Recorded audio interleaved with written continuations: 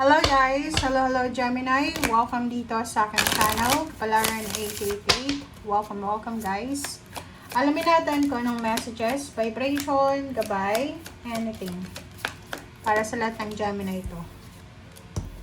Okay, first card mo dito, Gemini, is number 28. A blessing to heal a relationship. Wow. Meron ba ditong mga Gemini na marami ba kayong kaaway? Maraming tao kayo na hindi nyo napapatawad or still have grudges and resentments. This week daw, you will decide na siguro na makapagpatawad na, tapusin na yung sama ng loob. Or this week ay sinasabi na this is parang anong tawag dyan? Decision, important decision making na gagawin mo to release yourself. To free yourself from any pain, heartaches, or resentments na meron ka. Okay? So, let's check. First card natin is Six of Cups. Second is the Star. Sorry. This is Page of Swords. And this is Victory and Success. Six of Wands. And the Empress. Okay. So, kung makikita mo dito, sinasabi ng bara sa'yo na you will prioritize your own happiness. You will prioritize peace and harmony.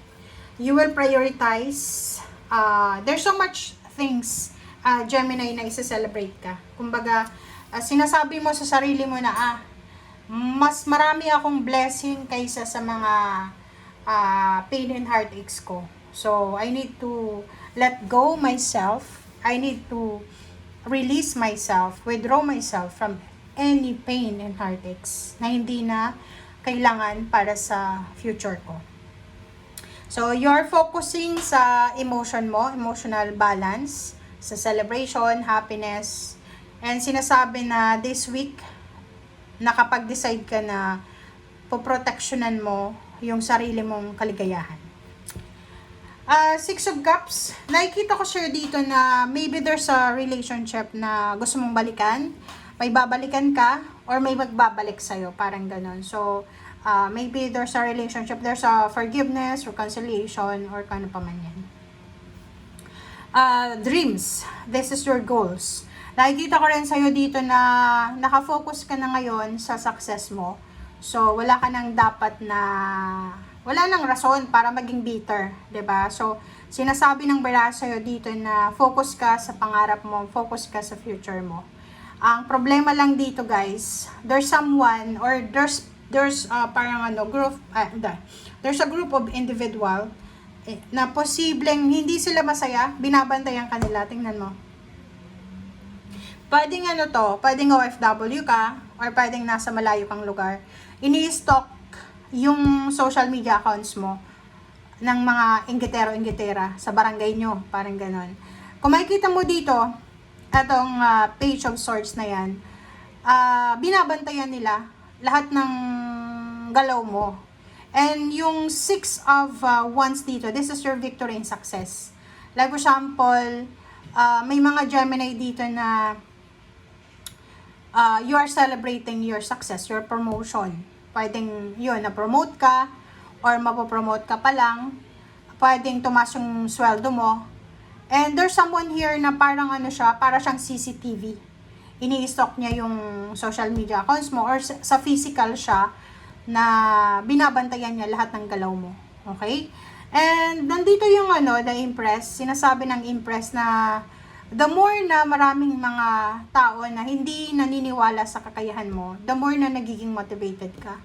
Kumbaga, nakikita ko sir dito na wala na yan yung mga basher mo, yung haters mo, wala na silang saysay sa buhay mo. Kasi nakafocus ka na sa pangarap mo, nakafocus ka sa kung ano yung magsisimula sa buhay mo or sisimulan mo. Okay? There's a pregnancy, there's a victory and success coming para sa'yo, good health. So, yun, ang nakikita natin. Let's verify para to sa mga Gemini.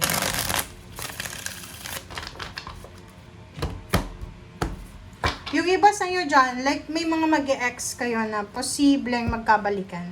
Or magre-reminisce kayo together. Or nasa ibang lugar ka man, or ibang lugar yung ex mo. Parang ano, yung red string, parang babalik ulit. Parang ganun. Destiny. Alright. Sa ilalim mo dito is 3 of Pentacles. Oh, 'di ba? Are you a business person? Kasi kung business-minded ka, yung linggong ito guys, ay maganda to. If you have several choices na pwede mong i-open na business, yung linggong ito maganda to para mag-research ka. Okay?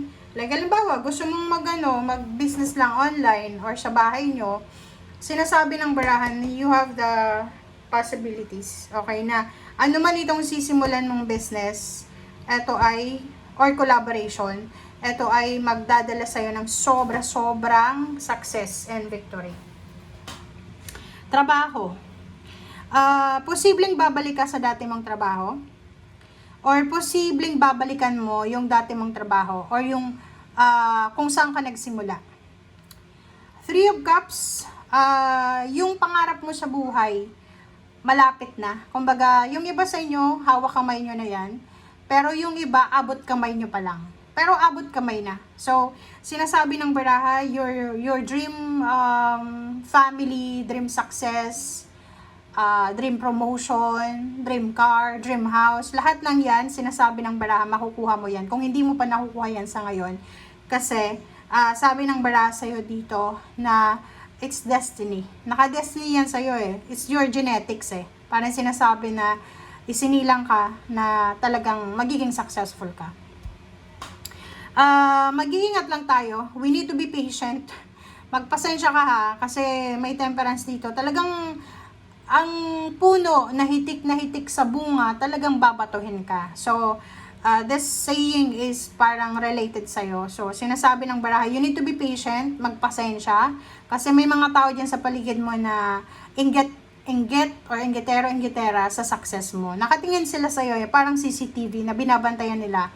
Mag-iingat ka ha, kasi wag kang bababa sa level nila. Okay? You're successful because you're hardworking, because God gave you the success or the victory, and deserve mo yan. So, wag kang magigilty sa kung ano man na blessing meron ka sa ngayon. Magiging sobrang mapera ka talaga. So, wala kang dapat na ipag-alala. Ngayon siguro sa linggong ito, if ever lang na wala ka pang pera, wala ka pang hawak na milyon, or wala ka pang ari-arian, wag mong iisipin or ilalagay sa utak mo na hanggang dyan ka na lang. Kasi sinasabi ng baraha dito, it's your genetics eh. Destiny mo yan na yumaman. Destiny mo na matupad lahat ng pangarap mo. And the High Priestess is here. Sinasabi ng baraha, there's a hidden. Hidden pa siya. Hindi pa siya, like yung iba pwedeng tataas yung kilay. Sasabihin, bakit sabi sa reading destiny, bakit mahirap pa rin ako? Hidden nga siya eh. The High Priestess is here. Sinasabi na hindi pa siya sa ngayon. Pero yung iba, talaga ngayon. Ngayon nila makukuha. Pero yung iba, hidden pa siya. Hidden yung new beginnings of success, yung victory in success, yung abundance and prosperity. Okay? Thank you guys. Bye!